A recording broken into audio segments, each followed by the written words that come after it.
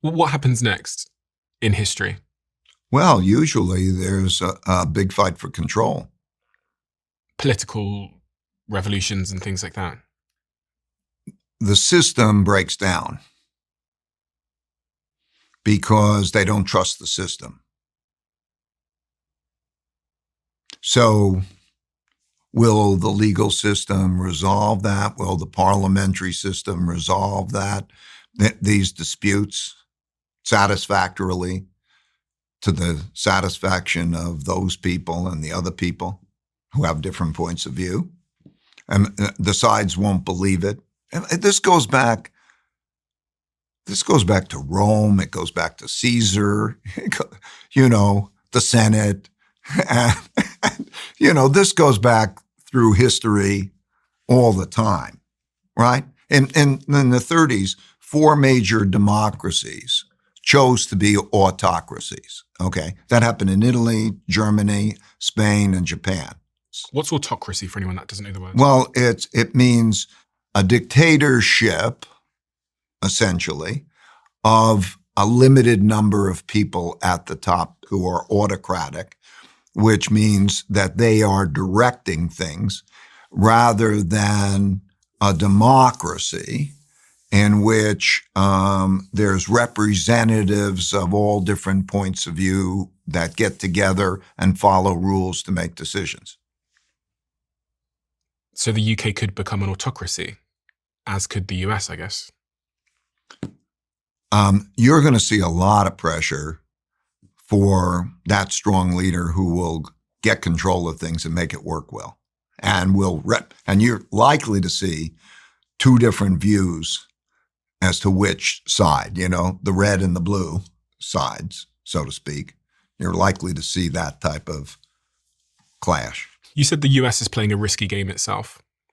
Is that from a debt perspective or otherwise? Well, from these things, okay. From the debt, from the internal conflict, from the changing world order, the geopolitical world conflict. I don't know, we're playing with nuclear weapons and, in wars in different places. And then, of course, climate, and then the technology war, how we're doing that. I saw that image the other day of Putin and President Xi in China together, walking together. If China does become the dominant force in the world, the dominant power, is that a smooth transition? First of all, I don't think either side is going to be the clearly dominant power for a very long time.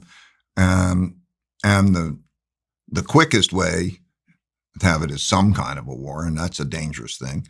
But maybe it evolves, hopefully, the way the Soviet Union evolved, that the worry of mutually assured destruction keeps everybody not having that kind of war. And then the systems, one system or another system, wins.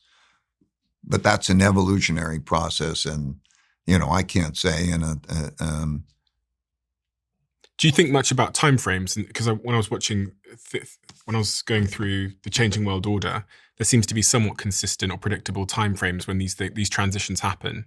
Do you think about where we are? Well, they're long-term big cycles, yeah. Right? It's like a life cycle. On average, they are about a life cycle, about 80 years.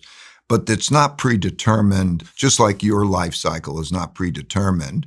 Like if you take care of yourself, and don't smoke, eat well, exercise, and so on and so forth, then you will probably have a longer life cycle than if you don't take care of yourself. And it's kind of like that, and so you see them in history, they evolve, but you can see the symptoms. Okay, you can see the actions and the symptoms, which, like taking a physical, then gives you a sense of where they are in their life cycles. We're 80 years from World War II. 80 years from World War II, yeah. And you're seeing the symptoms? Yeah. Symptoms are clear. They're all in that book. You can see the charts of all the systems. Is it something to be worried about or concerned about if you're in the United States? No shit. I mean,